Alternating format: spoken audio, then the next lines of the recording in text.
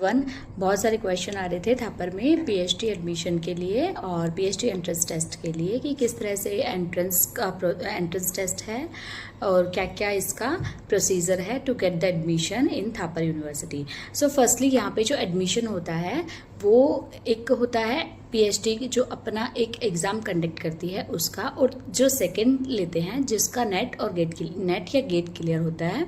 सो जिनका एंट्रेंस होता है उनके लिए वो पहले एंट्रेंस देंगे और एंट्रेंस के अंदर एटलीस्ट 50% यू शुड हैव, उसके बाद ही आप मेरिट टेस्ट में आ सकते हो इंटरव्यू क्वालिफाई राउंड में। एंड अगर आपके पास नेट गेट का सर्टिफिकेट है तो आप डायरेक्ट इंटरव्यू के लिए एलिजिबल हो जाते हो। उसके बाद इंटरव्यू प्रोसेस एंट्रेंस टेस्ट के बाद आपका इंटरव्यू होता है। इंटरव्यू में आप डिसाइड कर जो कमेटी बैठती है, पैनल बैठता है और आपका खुद का फील्ड ऑफ इंटरेस्ट है उसके अकॉर्डिंग ही चीज़ें सेट होती है, चीज़ें आपको बताई जाती है। एंड देन बहुत सारे क्वेश्चंस ये भी हैं कि क्या बोलते हैं हमारा जो स्टाइफंड है पीएचडी का, that is the most important question जो बहुत बार मेरी यूट्यूब की वीडियो के ऊपर कमेंट सेक्शन में आ रहा है। जो स्टाइफंड है वो बेसिकली जो नेट गेट वाले हैं उनके लिए 45,000 पर मंथ है फ्रॉम द बिगिनिंग, एंड जो नो नेट गेट है उनके लिए 30,000 पर मंथ है। और सेकेंड चीज़, यहाँ का फीस का स्ट्रक्चर पीएचडी वालों के लिए सबके लिए पर सेमेस्टर 9,000 रुपीज़ है।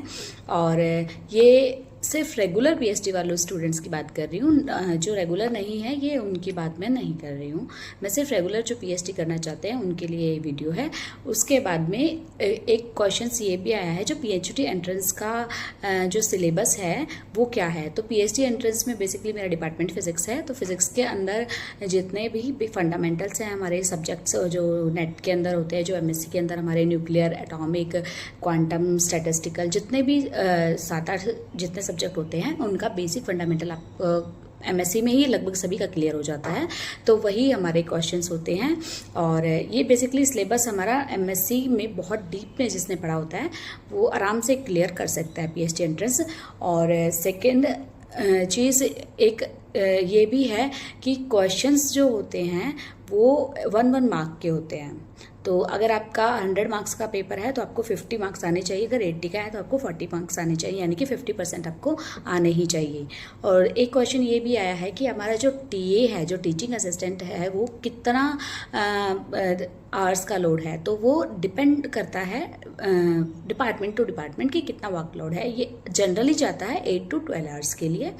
और टीचिंग लोड वीकली होता है, वीकली 8 आवर्स से 12 आवर्स के बीच में होता है। और यही सभी क्वेश्चंस जो मेरी यूट्यूब वीडियो के कमेंट बॉक्स में आए हुए थे मैंने सभी के आंसर्स दे दिए हैं। अगर आपके भी माइंड में